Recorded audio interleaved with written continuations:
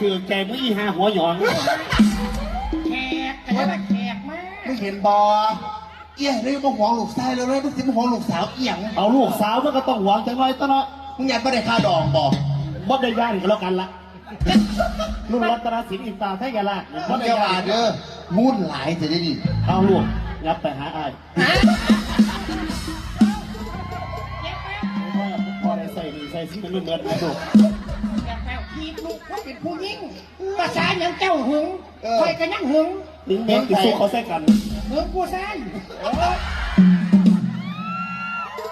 ว่าจะไปถือใจเนาะผมอยากสุดใจหนังจันเอาสิซะอยากเห็นจักเชือหนึ่งเดี๋ยวบอเป็นยังยับขอมามีแนวบอกพี่นะแม่จะลองมั้งกันไหมฮะจะลองลูกหอมแก้มอายได้บอ